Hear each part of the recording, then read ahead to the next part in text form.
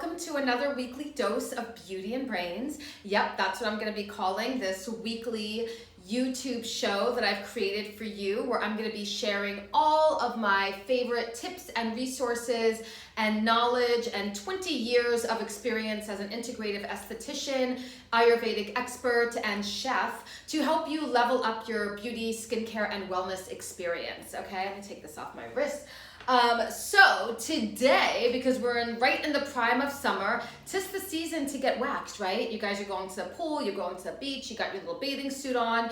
And so I want to share with you my tips for you to ensure that you're getting a great wax, whether you are new to waxing or whether you are, you've been doing this forever. These may be some things that you've never thought of or heard of. And a little bit about me, I don't know if you know this, but for 7 years, I owned an award-winning, nationally recognized salon in Venice Beach, California, right off Abbot Kinney, called Get Waxed. We never double dip was our tagline, and it was an organic waxing salon.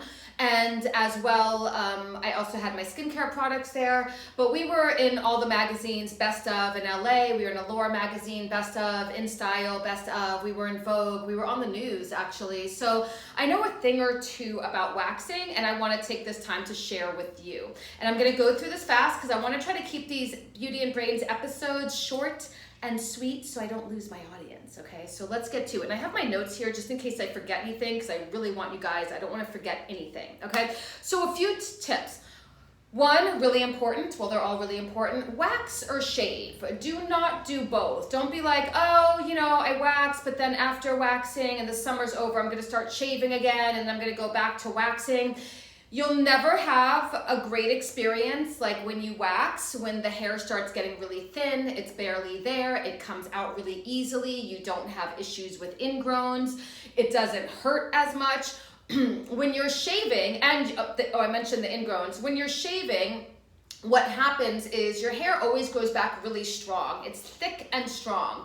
When you're waxing, you're killing that follicle. So every time you wax, you're slowly killing that follicle, and the hair gets thinner and thinner and finer and finer. And even after years of waxing, you have patches, like if you do leg like I do, the hair stops growing in certain areas. So when I get waxed now, it's like very easy.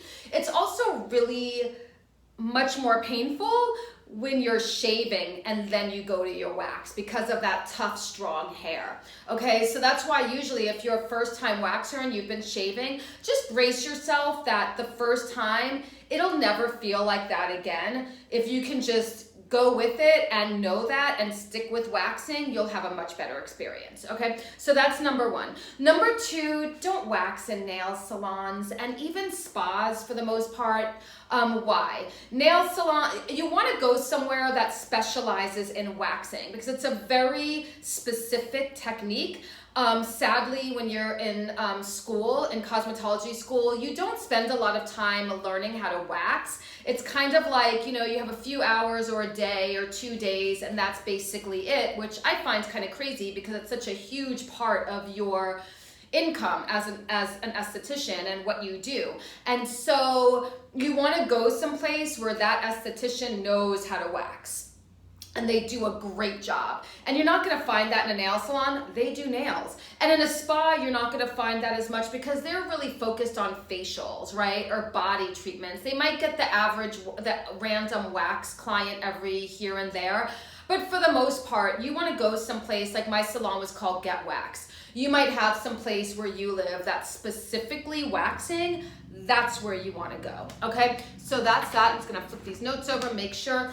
Questions to ask when you're calling to book your appointment, okay? Always ask questions firsthand. You wanna know, do they double dip? Meaning they take that wax stick that they are just put on your body, and now they're gonna take that same wax stick and put it back in the wax pot. I don't want you to fall for excuses like, oh, well, the heat of the wax pot, the wax kills the bacteria. That's not true, okay? If it were that hot, you'd be burning your skin. And also there's a lot of bacteria and pathogens and microbes that fester in warm environments. Double dipping, there's no excuse, okay? So you wanna ask if they double dip. You wanna make sure the estheticians always wear gloves, and you wanna ask that. Okay, I know this sounds like, well, why wouldn't they wear gloves? You'd be surprised at what's out there. You want to also, if you are doing a bikini wax or a Brazilian wax, you want to ask the person answering the phone, who is the most requested esthetician on staff for Brazilian waxing? Like, who do people come back for? She's booked solid. You want to go for that person, okay? That's where you want to go, because again, with waxing, it's a technique, okay? Experience is critical for waxing. Facials, you can kind of like, the lights are off, you can kind of, if you're new and you just come out of school, you can kind of figure it out. Waxing, you can't figure it out. You can hurt your clients, you can rip their skin, you can burn their skin. So go with that person that is requested all the time, that's been there for years. How long have they been there? And their clients keep coming back to that person. Also, I want you to make sure that, oh, definitely ask if your esthetician is male or female. Yes, believe it or not. When I had Get Waxed, I was going to, and it looks like this video is going to be a little bit more than 5 minutes, but just stay with me because this is information for you guys, and I know that you want this info, okay? So when I had Get Waxed, I was actually, after hearing all these stories from my clients, waxing and the years of waxing, I was going to write a book called Adventures in Waxing, the sad but funny tales of people in their wax experience, because you hear craziness that goes on in salons. And I remember once a client told me that she went in for a wax and her esthetician was a guy. And there's nothing wrong with that. However, you, me, the customer, should know that before we go in and we're going to have a Brazilian wax. Like, she was never told that. She was completely surprised and taken aback. If you don't mind that, that's one thing. It's, again, it's about being told and being prepared. So you want to make sure to ask that. You also want to ask them if they mind, and especially when you're in the room, you don't want them to put their product on you. Because post-wax, you really want just very simple, clean, and no fragrance, no alcohol, no added ingredients on your skin. So when I had Get Waxed, I would use a beautiful, what did we do? A lavender oil. It was just an infused lavender oil, and then I would spray our skin treat, which was organic aloe with lavender hydrosol and chamomile hydrosol, and that's it. And I used to sell that skin treat. We would sell out of it. Clients loved it. That's all your skin wants post-wax. And if you're new to waxing, you want to do that for like a couple of days. You want to tend to your skin. If you have been waxing for a long time, you know your skin a little bit better. Your skin is used to waxing, so you can kind of gauge it yourself.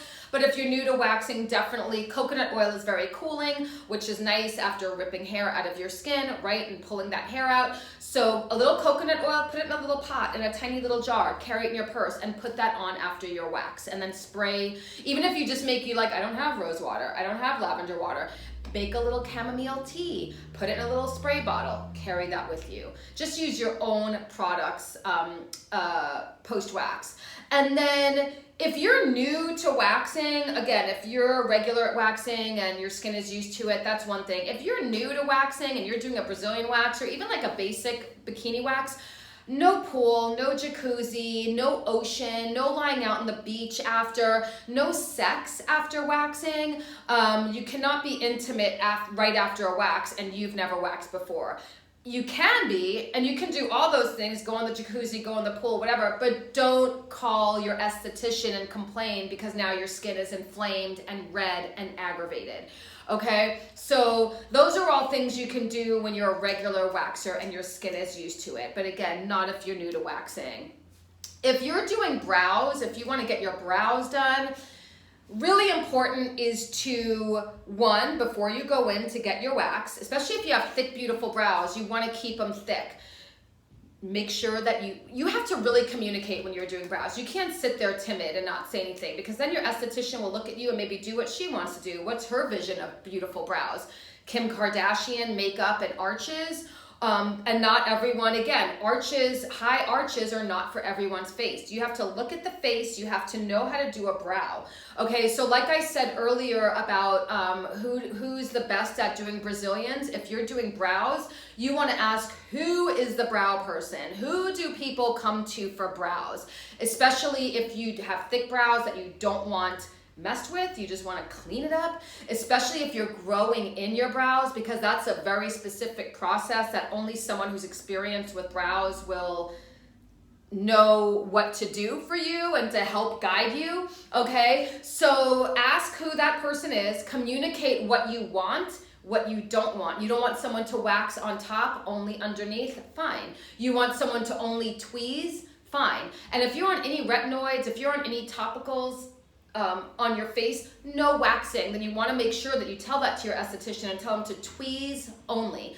And same thing about what you're putting on your skin post-wax. Take your little coconut oil, take your little chamomile tea, and that's what you can put on. There's nothing wrong with saying to your esthetician, oh, I have my own stuff.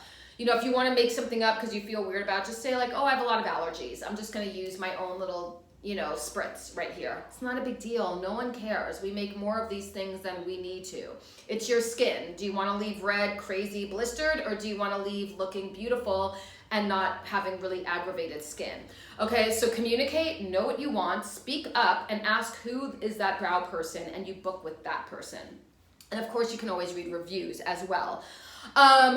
Ingrown hairs, big deal with waxing, and especially if you're waxing and shaving. That's why you only pick one. How to really prevent ingrown hairs and to tend to preventing them. It's not a product like Ten Skin. Product does not remove an ingrown hair or help an ingrown hair.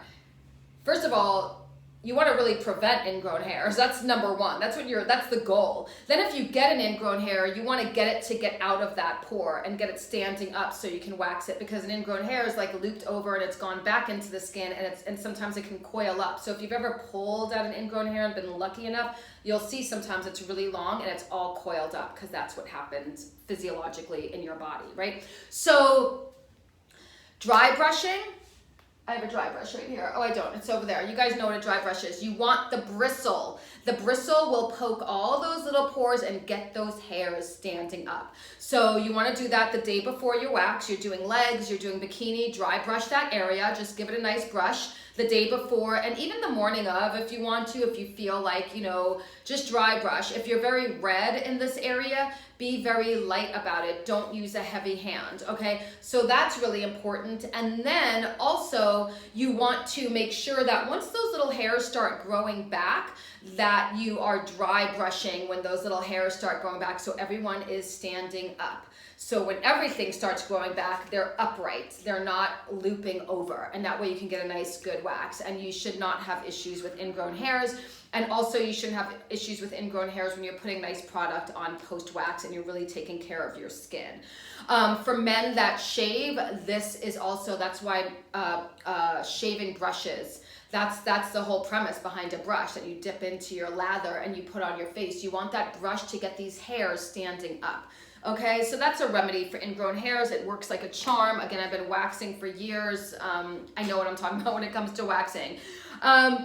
Something really important, and some of you might be like, how would I do that? Like, we're all so timid, but you know what? This is your body. And again, do you want your skin ripped off or do you want to be nice? I mean, it's one or the other. I'm a New Yorker. I'm like, listen, just think of me. Put me in your head when you feel that you are in the room. You do see her double dipping, even though they told you that she doesn't on the phone. Or you can just tell after that first application and pull in your gut, you're like, this person does not know what they're doing. And you booked a Brazilian wax. Okay, so I would say in the moment, because you're very vulnerable, you're on the table, she's there, you're there. If you booked a Brazilian wax, but you're not vibing to this esthetician, say, you know what, just do a basic. I'm fine. I'm just going to do a basic today.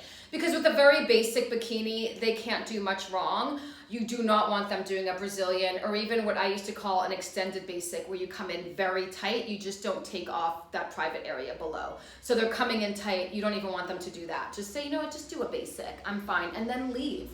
And don't book with that person again. And if they are double dipping or they're not wearing gloves and you were told otherwise, I would definitely speak to a manager, okay, about that. And maybe not even pay for your service, because that's risking your health. And that's a hygiene issue, and they should know better. Okay, and I think I said this already, or maybe I did not. In between your waxes, I've had clients where they're like, the minute a little hair starts growing back, they come in to get waxed. And I have to send them home and say, the hair's not long enough, you need to go home. In each little pore, you have 3 little hairs. okay, that 2 to 3 hairs, and you want them all grown in and standing upright and long enough. You're gonna ask me, well, how long should the hair be? Long enough for the wax to grip onto it and pull it out. So use your common sense. You know how long that should be. Some people say a grain of rice.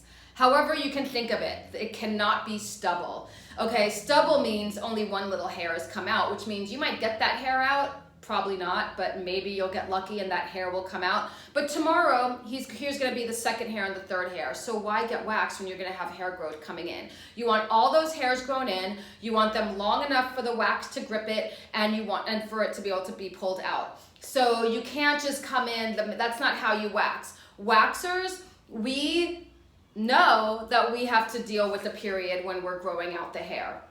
How do you do that in the summer and you want to go to the pool? I used to tell my clients all the time, like, have little boy short bikinis for those times when you're waiting for the hair to grow in, because all of us do that wax, right? So you have your bikini for when you're waxed, or your bathing suit, but for in between times, have a little boy short, okay? Long dresses, if you wax your legs like I do, you have a long dress and you wear that so that your hair can grow out, and that way you can go and get a really good wax.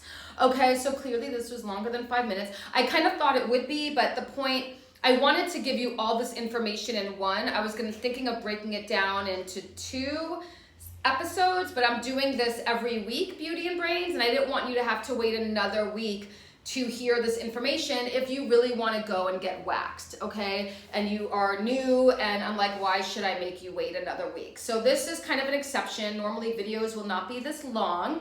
Please leave a comment below if you love the video, if you learned something new, if you are happy that, I shared this information with you. If you want to share your waxing experience, go ahead and leave a comment below. And thank you for joining us. And I will see you guys next time. Okay, have a really great day today.